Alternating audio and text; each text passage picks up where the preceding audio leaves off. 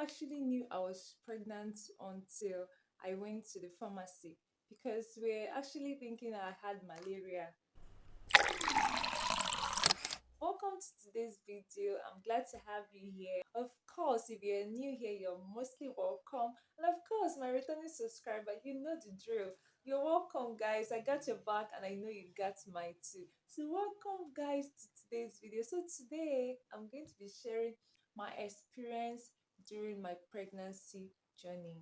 As a first time mom, it was dramatic in my own case. I never actually knew I was pregnant until I went to the pharmacy because we're actually thinking I had malaria.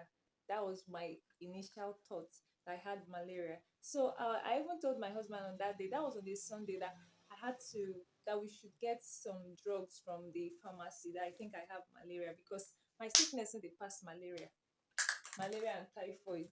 Guys, so that was how I went to the pharmacy and they, asked me how it was. It didn't even occur to me that I haven't seen my menses, my period for that month. So, but I just went to the pharmacy and luckily the pharmaceutical personnel there was asking me, when last I saw my menses and some other questions they asked, and I told him. So he was like, that yeah, I have to, before I take any drug or before they administer any drug to me, that I will have to run some tests. So they gave me one stick like that. I think they said it's for pregnancy test. So they gave me that particular stick.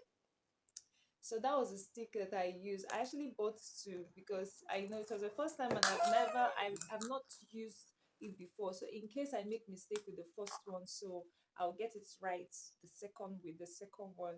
So I had to buy two, and luckily it was not so expensive. I think it was 100 naira or thereabouts. So I bought two. Guys, fortunately, we went home and I ran the test with the sticks. I followed the instructions that was written on the body of the pack.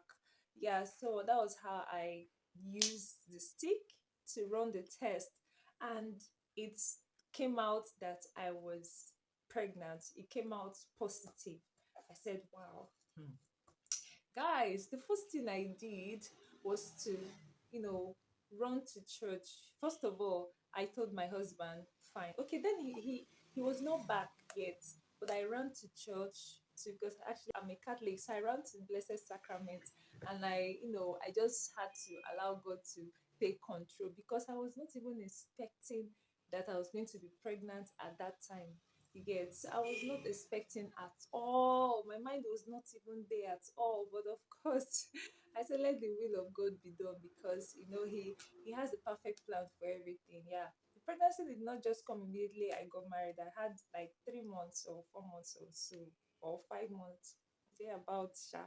That was when I actually had that pregnancy. So guys, I had to run though. I ran to the church to tell God, though, look at me, oh, see me, oh. I ran tests, said I'm pregnant. It is you because you know that I don't have any other person. This is my first time, and I want you to guide me, direct me, and let your will be done. So that was my intentions. So I went to church and I told God my plans, told God everything, and of course, thank God, the journey was not so like it's so it was I would say it was a smooth ride by the grace of God, but along the way, of course, because of my first time experience, I had to undergo some, you know maybe pains, and there are some kind of pain because of course your stomach is yet to open, like your tummy and all is still tight because as a first time mom you don't expect your everything to just go down well.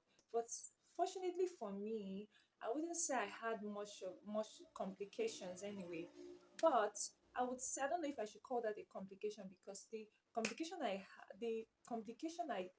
guess I would say I had was pains. Like there was a time I started having pains around my uterus. Yeah, my uterus. So, and it was so painful that at the point I could not even stand well.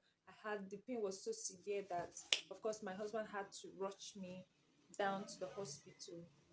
Yeah.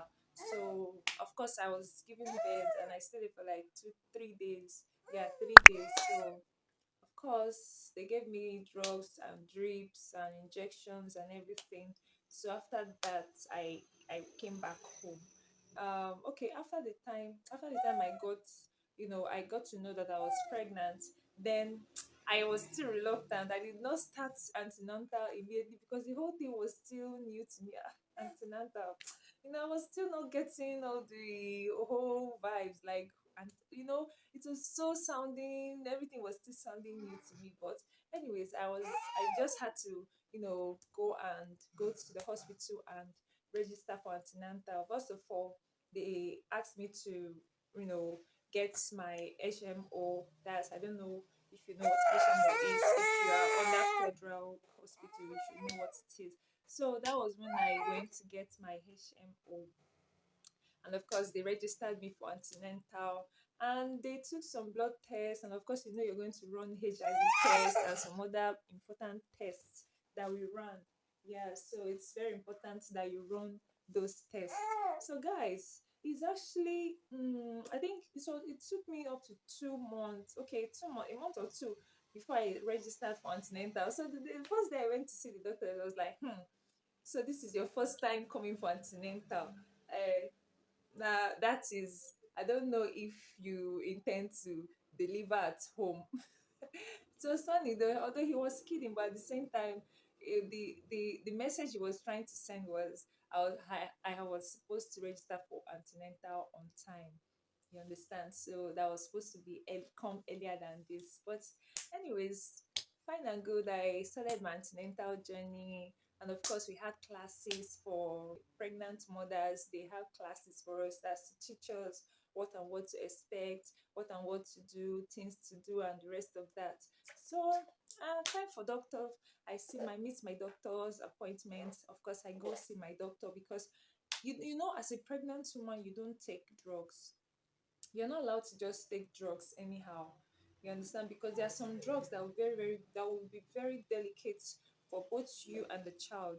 So you need to be sure of any drugs that you're taking, especially when you're buying outside, like in pharmacy. In fact, I wouldn't even advise you to buy drugs from pharmacy when you're pregnant unless it is administered by your doctor.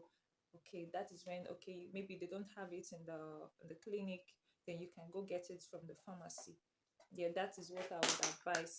So I will advise you to just go to the pharmacy because you're feeling somehow, or feeling sick, or maybe one thing, and then you just rush down to the pharmacy and get drugs for yourself. No, I would not advise that because it could cause a lot of harm than good. So we started our antenatal journey. Of course, every week you have to go see your doctor. Every week we have to go and see our doctors because it's have days, like in my own, but it was a federal hospital, so we had days, which a particular day which you are supposed to see your doctors, that you are assigned to see your doctors.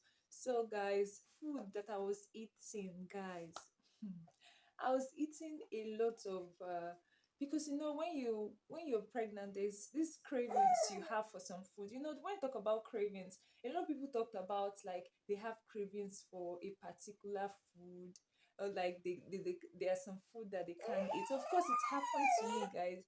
Mine was indomie. The smell of indomie was so disgusting to me that on a normal day I can eat like even a full pack, yeah, belly full, like those big packs of indomie. But this time around, then I come to realize that even a pack of like when I hear those ingredients, those spice they use for indomie, I don't even want to hear it because it doesn't go well with me at all. Once I hear that, perceive that smell, I throw up immediately. Because and cucumbers, I did not like cucumbers, but I think every other fruit was okay to me because I was eating every other fruit, especially agbalumo and mangoes. I loved agbalumo and mangoes. Wow, in fact, that was my favorite fruits, agbalumo and mangoes. Yeah, another fruit that did not go well with me was pawpaw. So pawpaw and cucumber did not go well with me at all. Each time I take those two fruits, I must throw up. And each time I perceived the smell of Indomie, I also threw up. So it did not go well with me at all. So guys, you definitely find one thing or the other that would not go well with you. Because of my own case, those are the things that did not go well with me. But every other thing, of course, thank God I was able to eat well. I ate well, of course. Because sometimes some pregnant women might not even have appetite. Why a lot of them have a lot of appetite that even when they see someone else eating, they start drawing them. But I don't think that happened to me actually. It did not happen to me.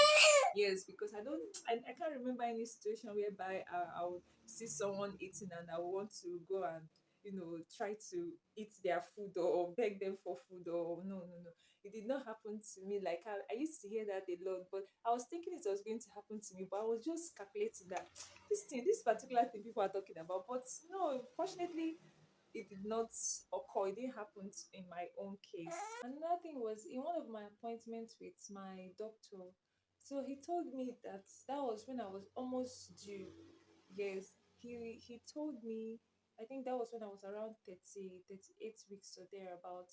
So he said that if I see something like a shoe, start coming down to the hospital, I should run down to the hospital. Yes. And as a first time mom now, I was like, what is show? And I had to go online, Google, ask questions, do a lot of research. I was even asking, bombarding him with questions. Guys, it was a dramatic experience. The day I finally saw the show, the day I saw the show, it was so dramatic, guys. But at the same time, God had his way. It was so dramatic, guys. Guys, I don't want this video to be so long. Guys, already getting long. So yes, I'll continue my story in the next video, guys. So anticipate. Alright, guys. See you on our next video.